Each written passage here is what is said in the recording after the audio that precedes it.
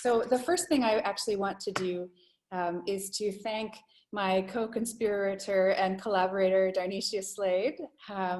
This exhibit and all of the events that surround it are a collaboration between the Department of Visual and Performing Arts and the Pavlis Honors College. And Dar has been working nonstop putting together a global and community engagement conference that Meghan was just the keynote speaker at. And so we're just super excited to have Meghan here. It's just been really lovely to listen to more about your work and to learn and to have you interact with folks on campus. So before we start, I want to remind folks that I'm in the gallery right now, but there are 5 places on campus that there are exhibits, and at each of those locations there is a map that can get you to others. And those, just, you know, so you have this information, those places are the Rosé Gallery, Walker 3rd floor, the Pavlis Honors College, the campus library, and the Center for Diversity and Inclusion. And so we just really hope that you can walk around and see the different exhibits and maybe even chat with some people who are hosting them, because we chose locations so that people would be welcome to do that in those places. As Meghan's talking, you may have questions. That would be wonderful. Just type them in the chat box, and once she's done presenting, I will read them out and she can answer them. So to introduce our guest, oh, we've got another person coming, wonderful. Welcome, Yuli. Meghan Kirkwood is a photographer who researches the ways in which landscape imagery can inform and advance public conversations around land use, infrastructure, and values towards the natural environment. She earned a Bachelor's of Fine Arts from the Rhode Island School of Design and Photography, an MFA in Studio Art at Tulane University, and a PhD at the University of Florida. She currently works as an assistant professor of visual arts at the Sam Fox School of Visual Arts and Design at Washington University in St. Louis, where she serves as the area head in photography. Kirkwood's work has been exhibited internationally at venues including the Blue Sky Gallery in Portland, Oregon, Filter Space in Chicago, Illinois, the Bangkok Art and Culture Center in Thailand, Art Space Durban in South Africa, and the Midwest Center for Photography in Wichita, Kansas. Her photographs are held in several private and public collections, including the Rhode Island School of Design Museum of Art, the Museum of Contemporary Photography in Chicago, and the University of Florida Genetics Institute. Her work has been featured in publications such as Lens Scratch, Don't Take Pictures, and the Oxford American. In tandem with her studio practice, Kirkwood also researches in the fields of African art and the history of photography. When not photographing or traveling, Kirkwood trains for and competes in marathons. She is with us today with support from Michigan Tech's Visiting Professor Program, which is funded by a grant to the Office of the Provost from the State of Michigan's King Chavez Parks Initiative. Please join me in welcoming Meghan Kirkwood. Okay. All right. Wonderful. Well, thank you so much for that intro, Lisa. It's really great to be here, and it's really fun to see you with a background of the gallery. It's really exciting. So I'm really excited about that, and I hope that everybody has a chance to go and see the work. Okay, so I'm going to go ahead and share my screen and talk a little bit today about the projects that are up, and about kind of how it fits in the context of my current practice. Okay, so we'll just get this going here. All right, just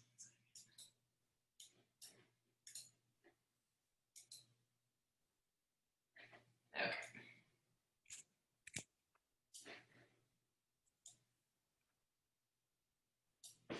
Okay, all right, looks good. Everyone can see my screen? Okay, awesome. All right. All right, so I wanted to just start out and yeah, just tell you a little bit more about myself and kind of how I got started on some of the I work as a photographer and as the work in the work that's on view in the gallery. So I'm originally from New Hampshire, and this is a time of year where I'm very jealous of places that experience beautiful falls like I had the chance to grow up in, and like you guys are all experiencing right now in the UP. So growing up in New Hampshire was a really important time for me in terms of making me a photographer and making me really interested in landscape specifically. And now, as Lisa said, I currently work as a professor at Washington University in St. Louis, and where I'm teaching photography. And most of the work that I'm doing here now relates to, or most of the work that I'm doing with students is related to doing aerial imaging. So this was a picture that we took together with some students in one of our labs. And as Lisa also mentioned, a lot of my non-photographic time I spend doing art historical research, and specifically looking into the history of South African photography. And that's been a huge influence for me, perhaps more than anything that I learned about American photography when I was in art school and studying in university. And South Africa is just a really interesting, very dynamic place for photography. It's got a very long history with the medium, and it's something that a lot of artists use to engage with various social issues that are that continue to reverberate even after the ending of apartheid in 1994. So some of the most important, like I say, influences for me and the work that I do come from South Africa. So just to kind of give you one example, many of you might be familiar with this artist, Ernest Cole, who was a photographer that was working kind of throughout the country, but primarily in Johannesburg in the 1950s and 1960s. And he put together a book called The House of Bondage. And this book was really one of the first books that ever gave kind of a holistic view of what it was like to be a Black person in South Africa under apartheid.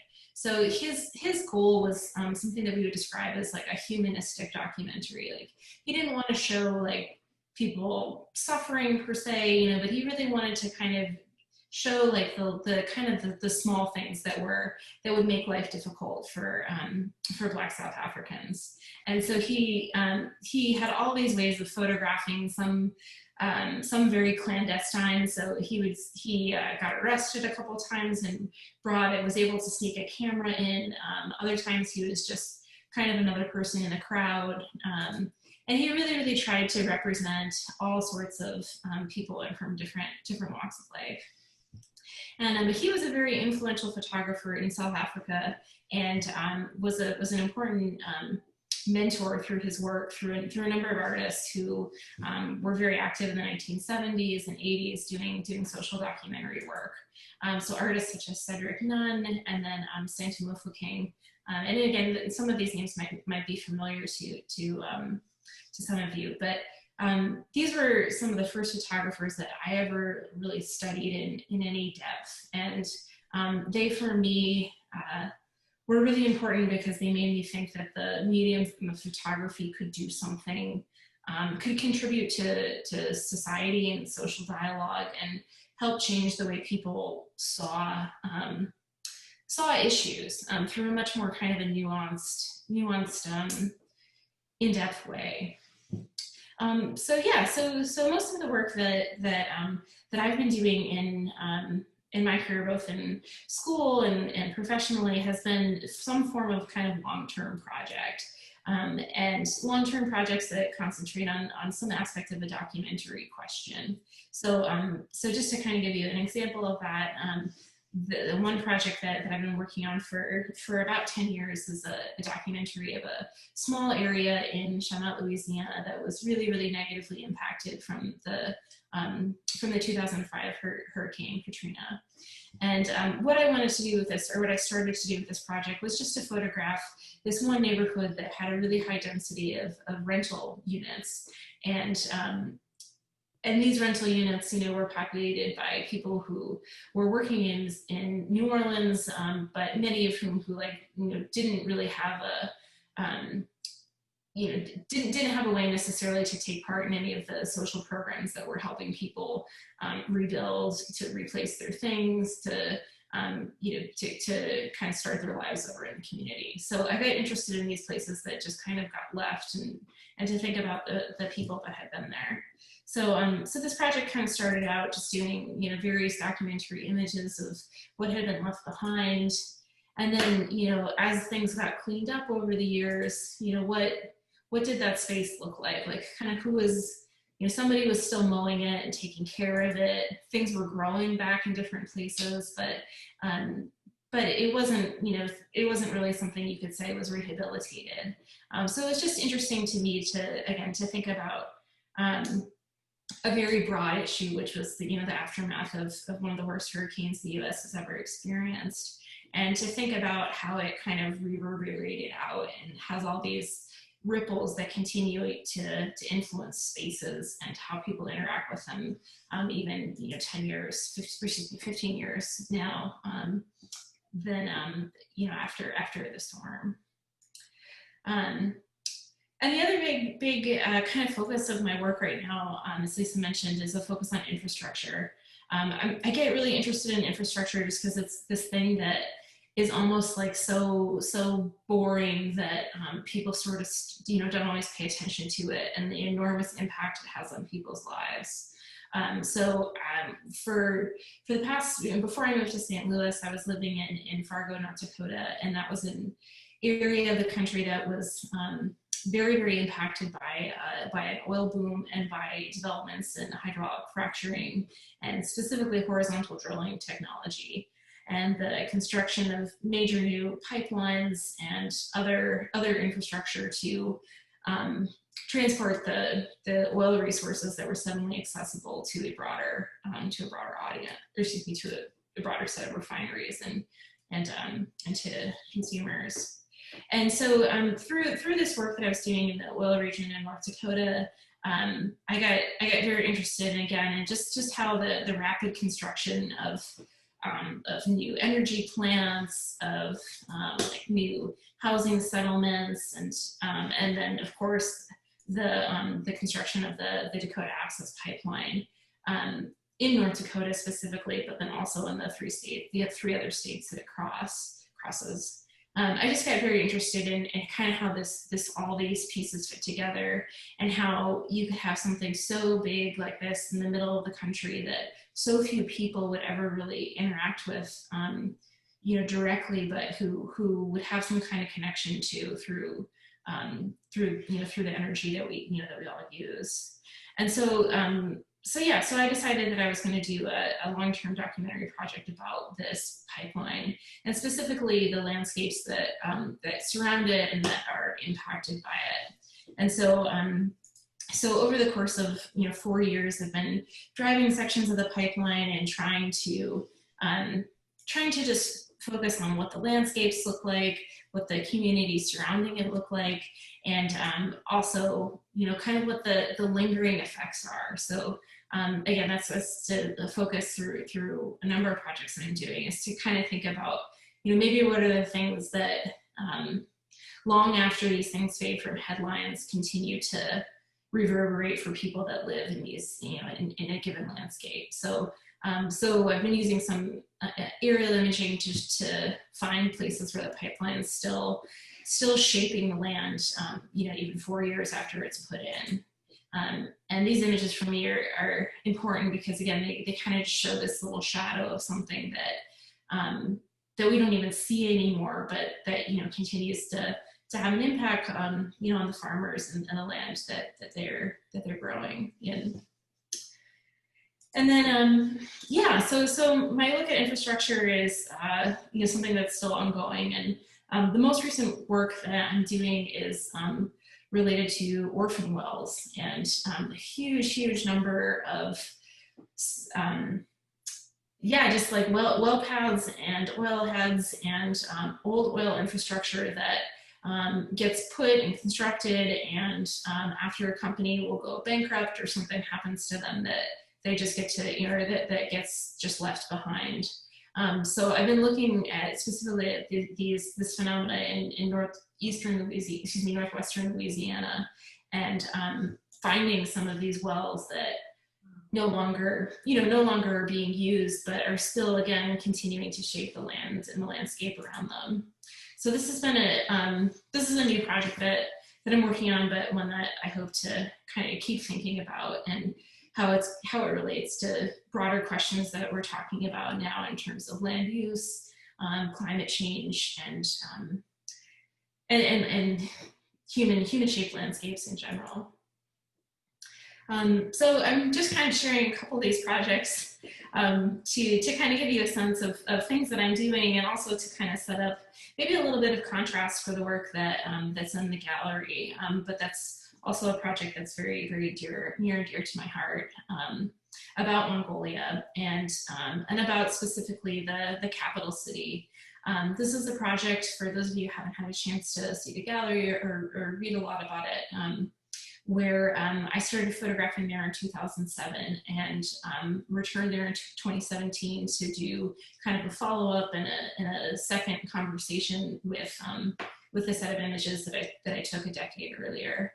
And the goal of the project was really to be using street photography and documentary photography to just ask kind of some very simple questions about what did a modern city in Mongolia look like. For those of you who don't know very much about Mongolia, that was certainly me before I traveled there and really started to research the space. It's a really interesting country. It's a very, very small, it's got a very small population in a very large land area. And most people who live in Mongolia are living in the capital city, and those who are not are primarily living outside of the capital city, throughout the country, in very rural areas, primarily living a nomadic lifestyle. Mongolia went through a number of really important and very impactful changes in the early 90s, when it transitioned from being a communist country that was part of the USSR, and into a democratic government and a market economy. And the project that I designed and kind of set up to do was one that I did kind of with a little bit of a nod to, but also greatly influenced by the project The Americans, that was completed by Robert Frank in the late 1950s. For those of you who don't know who Robert Frank is, Robert Frank's still alive. He's a documentary photographer and filmmaker, and he's really best known for this work, The Americans, which is a project that he did over 2 years with the support of a Guggenheim Fellowship. And what he did was to travel the US and photograph between 1955 and 1957 over a 10,000-mile road trip in a Ford business coupe. And during that time, he took about 20,000 pictures, which he sequenced down into 83 pictures that he kept in this book. And what's so interesting to me about this project is that he started it out with just kind of a very simple question.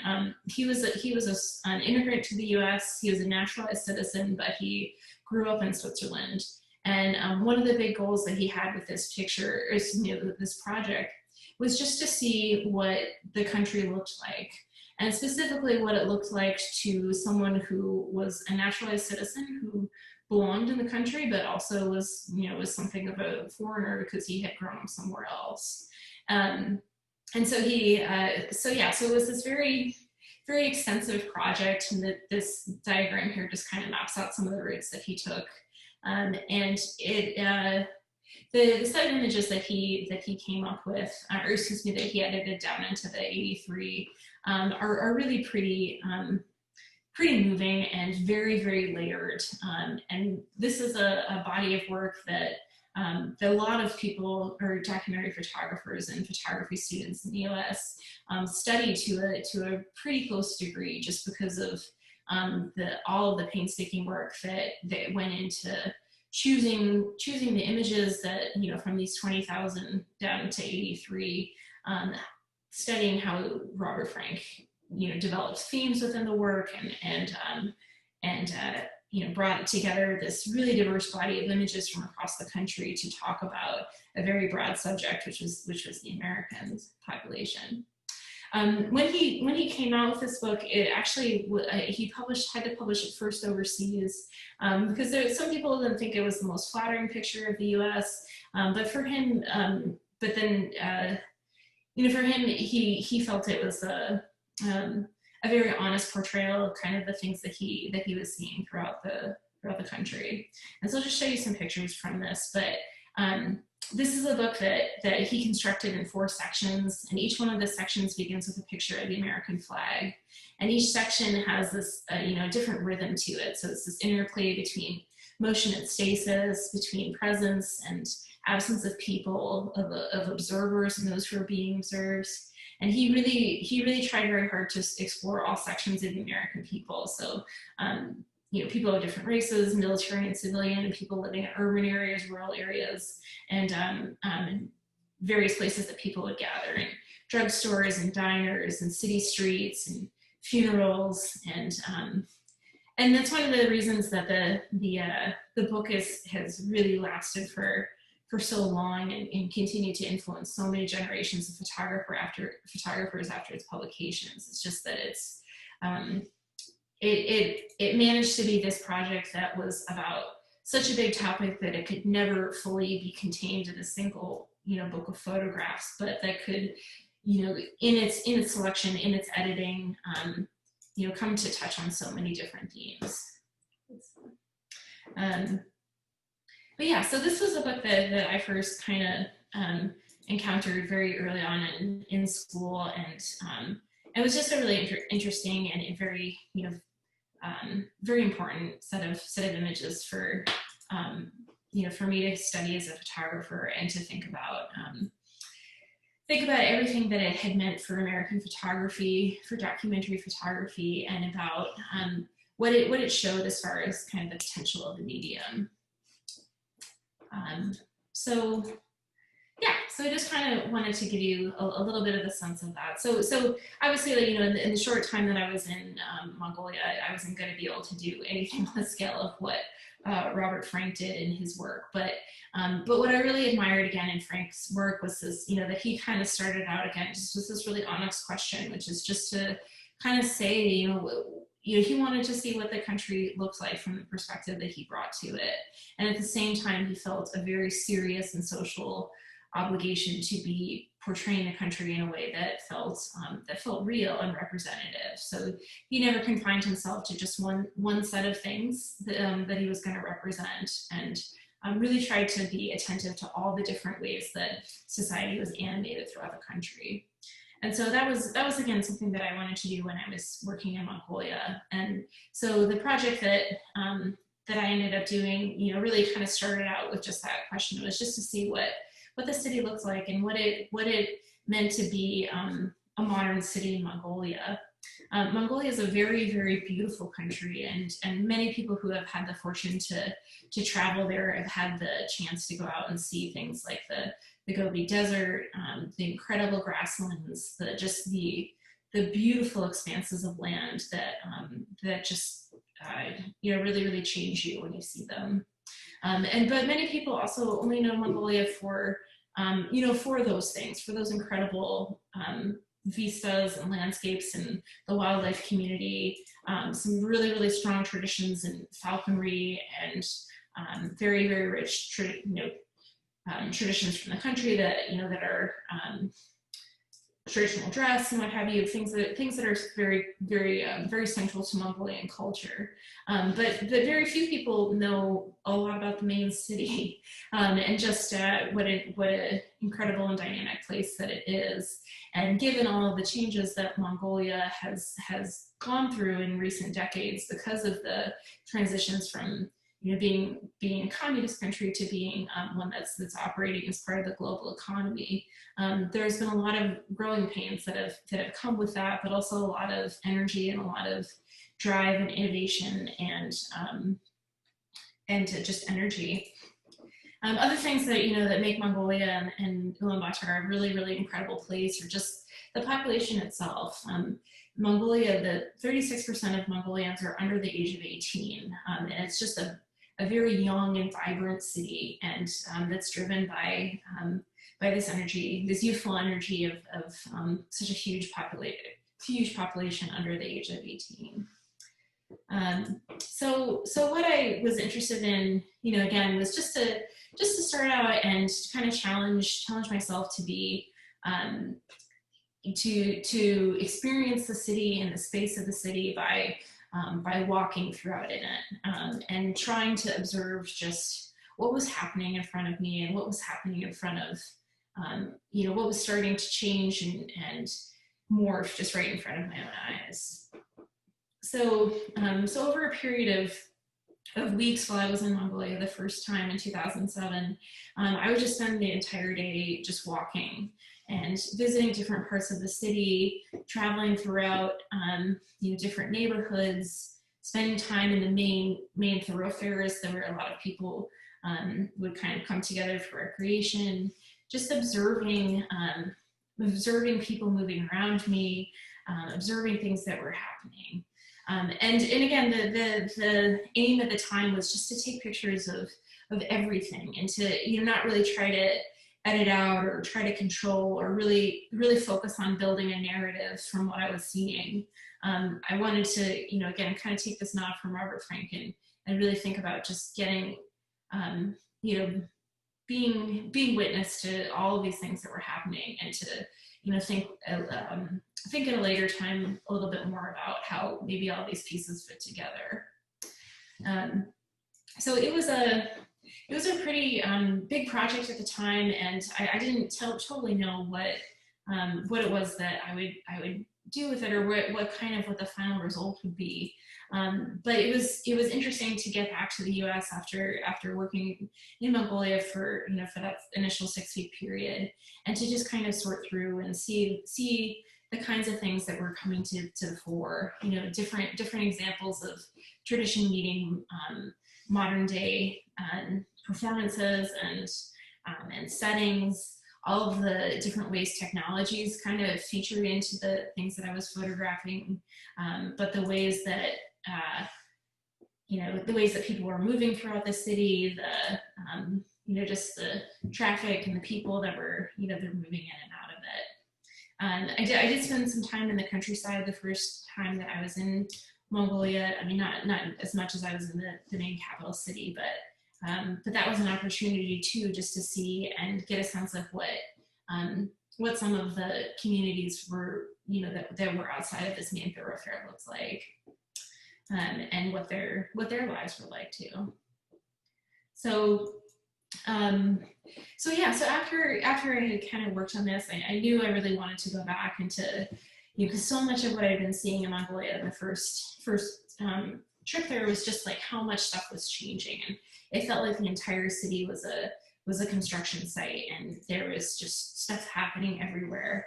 And I really wanted to be able to go back and see how the city was growing and to see how things were changing.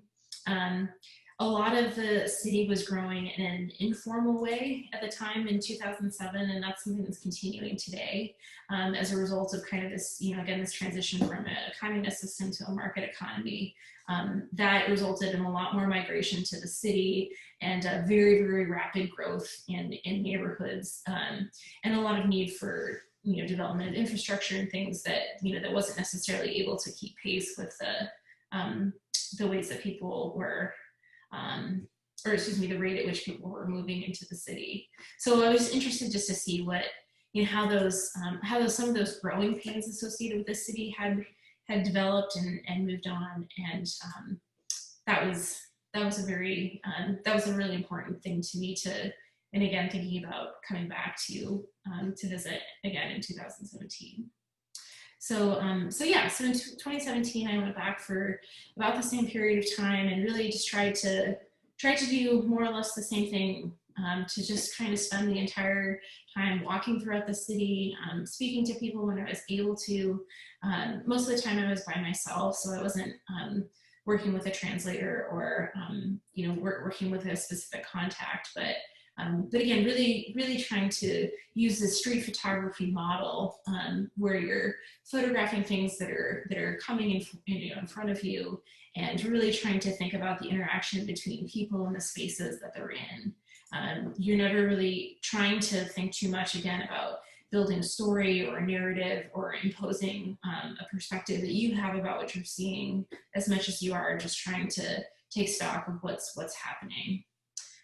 So I did that, and that was a, you know, again, a really big learning experience for me in terms of thinking about how the city had changed, how the city had grown, how I had changed and grown in that year, and just what it was like to be in the space again, and to see and experience such an incredible and vibrant environment and space. But I also wanted to push the project a little bit more. So one of the things, as I'm saying, with the street photography and those types of projects, is that street photography is really all about photographing the streets and the people that are there and the things that are happening, but never really with an eye to elevating a single individual or to elevating a specific story or person. And you're also photographing in a way that is very fast-paced, and that is, you know, kind of like, you see, you know, you're designed to see street photography projects in large numbers of images, so that you kind of get a sense of the rhythm of a place, of the, like, you know, kind of the interplay between one scene and the other. And so I wanted to have a chance to add to that with a little bit more of a focus and depth on the people that I was meeting there. And so what I did, just to kind of add and build onto the project, was to set up some photo portrait studios, or informal portrait studios, in some of the main thoroughfares in the capital city. And so how this worked was that I had a contact who was working as a translator for me, and we were meeting people in the square and talking, and I would talk to them a little bit about the work I was doing and see if they'd be willing to have their portrait taken. And if they were, then we would take some portraits, and then I would share the images with them, and they would give me feedback, and we'd have a collaboration of sorts in creating this portrait. And I also had a Polaroid camera there, so I could take some pictures of the people that I was photographing and give it to them right then and there. And then also I was putting them up on a Facebook event so that they could access the digital files if they wanted them as well.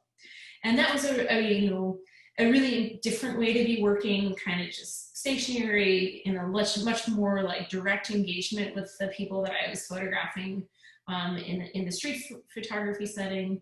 And what I wanted to do with the studio lighting in these spaces was, again, just to focus on individuals and to really kind of pick people more out from the crowd and give a chance for viewers to, kind of to see people, not in this like, just black and white format, but in something that felt very present and real.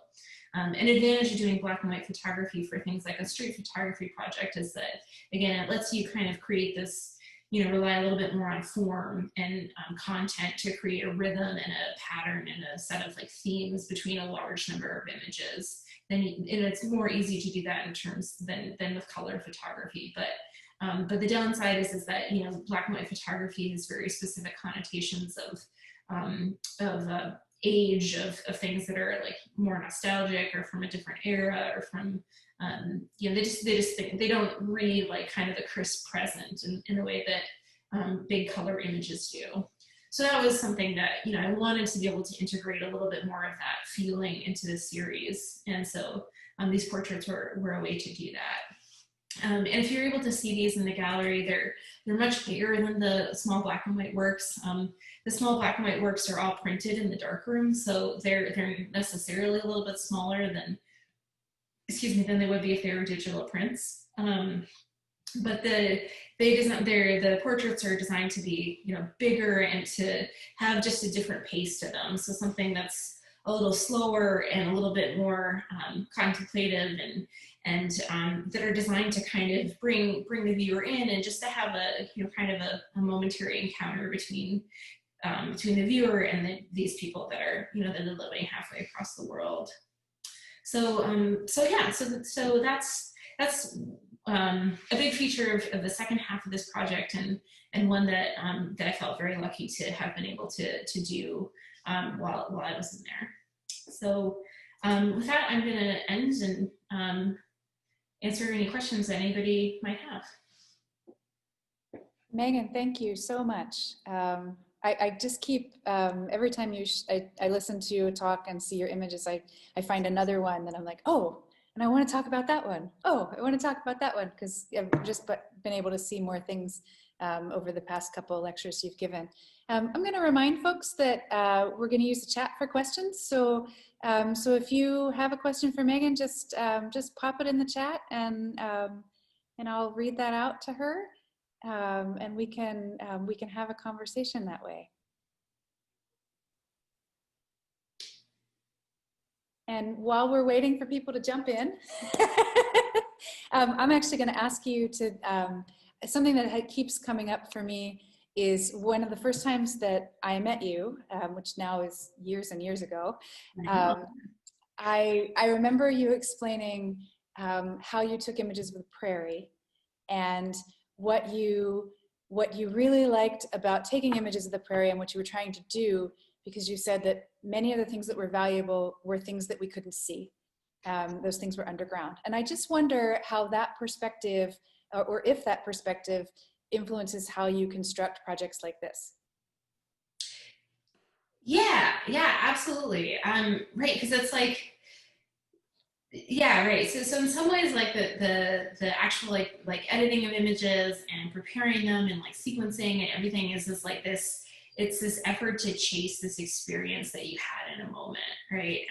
So experiencing the city and like trying to keep track of everything that was happening there, and just do justice to this, to this energy and this vibrancy that I was feeling.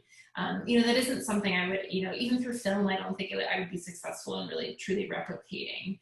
But I want to, and I want to feel like I can, try through these series of images that, that are representative of these little flashes in time, to see if, like, by kind of splicing things together and highlighting like little bits of charged moments, like am I able to do, to create something that is analogous to that feeling of an energy that's animating a place. But yeah, I mean, absolutely, like that's, with prairies, like that's never stopped fascinating me, of just, that you can have these whole ecological systems that are, the things that make them what they are things that you just like can't see, but you're very much like witnessing in front of you at the same time.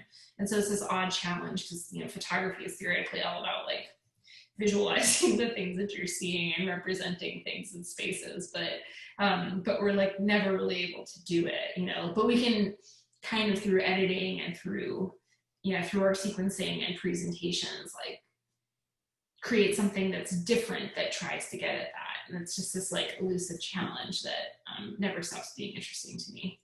I don't know what it's like for artists in other mediums to kind of chase that, but I suspect that we're all kind of doing that in some way. Thank you, that's interesting.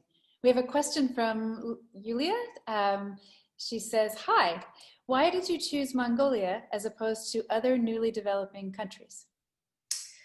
Yeah, that's a great question. I went to Mongolia because I was at first going to work on another project, and that was with a friend that I knew from art school, who she worked at a restaurant in Michigan that was a Mongolian barbecue, and like it was a chain that had started in Michigan that had a branch in Mongolia, and this restaurant, like, so this was after we both graduated, and she was like observing to the owners that, every picture they had of Mongolia was just like, a picture of either like a camel or a falcon. And like, there weren't any pictures of the people. And she just thought that like, that wasn't okay. And so we talked about this a bunch of times. Anyway, so long story short, we made a proposal to the owners that we would like to go to Mongolia as part of like an annual exchange that they would usually do between restaurant employees. And we wanted to, to do kind of a documentary that was both about like the restaurant and the people that were working there, and then also like about, just the country as a whole. So it was really through her that I first got like connected to that. So I have everything to owe to her for that. But it was part of another sort of documentary project, and she was working to do a lot of stuff in film too. So I was her assistant for that. So yeah.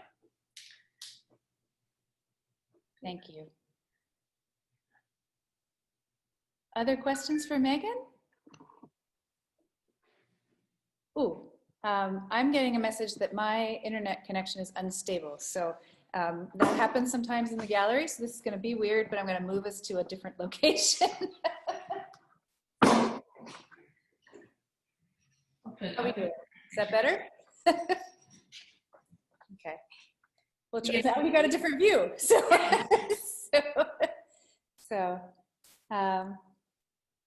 Okay. Great. I'm getting messages from people. Oh, it's Dar. Okay, I'm fine. Great. Thank you, Dar. Thank you for saying that. Wonderful. Megan, could you talk a little bit about, whenever I read what you've written about the show, there's notes about like the IMF thinking that capitalism would be ideal for Mongolia, or the rapid changes that happened that were not necessarily driven by the culture itself, that were influenced by other things. And I guess I'd like to hear more about that story and how, I know when you look at these, you think of yourself more as an observer, but how your understanding of that story plays into these photographs. Yeah, absolutely. No, yeah, right. It's a really interesting story, and one that that I know a little bit about, and was really, really important to me as I thought about how to put together this series. But that is but that's very rich in this narrative. Yeah, in the transition from kind of a communist system to a market economy, there was a lot of the thing was that happened very, very rapidly over almost like seemingly overnight in Mongolia. And the challenge for doing that in a place like Mongolia is that so much of the population at that time there wasn't really the economic and social infrastructure to accommodate such rapid change. So just to kind of give you an example, for the populations in the countryside that had been supported through various kind of communist systems, schools that were run by the government that were boarding schools, so that nomadic families could send their children to go and to study at, and while they were continuing to farm with the animals, there was a lot of systems in place to help farmers get their animals to market, and to support farmers to have a certain capacity of animals. And so once those things got taken away, there was a huge drive for people to be to be a kind of their own distributors, and to manage whole parts of the agricultural economy that they hadn't managed before. And so that meant that there was what that's resulted in, just to kind of give you another example, is there's just a huge overgrazing issue in Mongolia, and a lot of people that really aren't able to make enough money as a nomadic farmer to be able to sustain the costs that they have to do that work and to support their families. So that's resulted in, kind of in this huge migration to the city, and this explosion of informal settlements outside of the city, which Mongolia has I don't know if it's the distinction, but it's the coldest capital city in the world. It's very high. It's the average. I don't know the height of the elevation of the capital city, but the average elevation of the entire country is about the height of Denver. So it's about 5,200 feet. So it gets very, very cold there, and for a lot of people, they're burning coal. And so when you have that combined with temperature inversions and what have you, you have a really big air pollution problem. So anyway, I'm getting a little bit on a tangent here, but it's just there was all these examples of sort of ways that a market system, which was designed to help a lot of people, just develop and sustain better lives, just really didn't have this immediate fit, particularly for rural populations. But that was a really big part of the population at the time. And so to do that, and then also just to enter into the global economy. You know, Mongolia really tried to do everything that the IMF and the World Bank was telling them to do, and it just it wasn't a panacea or like a, it created a lot of problems at the same time as it solved a lot of things. And so for a lot of people in Mongolia, you know, they didn't necessarily like communism, but there were aspects of how things had been run that meant, that had a lot of stability in them, and they found some value in that. So it was interesting for me to think about that, because it wasn't, you know, it's not really the narrative that you get about communism and you know, communist states. Is like, you know, you think of like the entrance into the global economy as meaning more wealth for a population, and in Mongolia, you know, it's getting to be that way, but there's been a lot of cost to that. And so I wanted to, in this series, you know, that was really important for me to think about, both when I was seeing things that, you know, were representative of poverty that had come about as a result of these changes, you know, is to understand that in a context, right? Like if there's things, you know, things that don't look necessarily like they, yeah, I don't know, it's just like everything, you want to be able to understand it in terms of its history. It's not just, things didn't get to be a certain way just because, you know, like they're part of a bigger story. So trying to understand that in the context of like, why was the city growing so fast, and why was it growing, and why did it have such a problem with air pollution in a country that is as big as Mongolia and that is so full of open landscapes? Like there had to be a reason for some of that. So that learning a little bit more about that process and just how Mongolia has been trying to, you know, kind of balance between meeting the needs of its citizens and also, you know, making sure that they have the resources to have rich economic lives, has been a really specific challenge for them. Thank you. Megan, we have a question from Dar. Dar would like to know what's next for you and Mongolia. What's your next idea for a project? Oh, well, I want to go back there. Maybe like 2027. Just to see it again. But like it's, yeah. So I don't know. There's a lot of things I kind of still have to think about what I want to do with this work. But yeah, most of the work I'm doing right now is kind of related to climate change and infrastructure. So that's taking up a lot of fun time. So the Orphan Will project is something that I hope will be it's one of those things where I'm like, I'm sorry, I'm doing that project. I'm sorry, it's a topic to talk about, but it's really interesting, and it's I guess it's kind of connecting me to rural communities and like the ways that rural spaces are impacted by energy and infrastructure development. There's a story about that in Mongolia too, given you know, just it has incredible mineral resources in Mongolia, and that's employing a larger number of Mongolians, and is a really big conduit to how they're connecting to the global economy. But it's something that happens pretty far away from the capital city and involves a much smaller sector of the population. All right, we have maybe just time for one more question if anyone has one. I'll just give us a moment to see if anyone wants to add anything into the chat.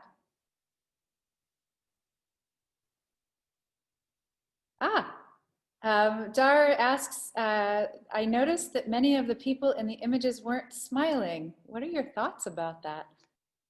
Oh, I think that was just a product of me catching them at like a thought moment, or they're like seeing someone just walking around with a camera and wondering who they are and what they're doing. The Mongolian people are incredibly generous. Like these are, that's something I didn't touch upon in the talk. I really should have. They're some of the like nicest, kindest people I've ever met in terms of their willingness to help strangers and help each other out, and just the number of people that I just meet randomly, you know, through doing this work that would, you know, want to have me over and share and talk about their lives and learn about where I was coming from. It was truly incredible. So yeah, they're very friendly people, and so I should have more people that are smiling, but I think I caught them in moments of confusion. Wow. Well, Megan, I want to thank you so much for your time. This has been really wonderful. Actually, I want to ask before we sign off, Dar, do you have, because the D80 conference, the Global Engagement Conference is still going on, do you have any events you want to make sure people know about happening in the coming month, or No, everything else will be just recorded. I would say just check our website, the conference website, and we'll be posting interviews that we're doing throughout the month of October there. I'm going to put that website in the chat right now, just so people can see it if they want to. There's that. And thank you all for coming. The exhibit is in the gallery until November 14th. Just to remind everyone, there are other locations on campus and lots of places you can see. And I encourage you to come, pick up a map, pick up a little reception bag, because we have little individual receptions that you can take with you on your journey. And then, shoot me an email or post something on social media to tell us what you think and what you saw. And Meghan, thank you so much again for being here. We really enjoyed time with you. Thank you very much. It's been wonderful. Thank you, Meghan. It's been an awesome week. I appreciate you. Thank you. I appreciate you too. we appreciate you. Appreciate everybody. Yeah. Well, everyone have a wonderful night, and we'll hope to see you again soon. Very good. All right. Good night.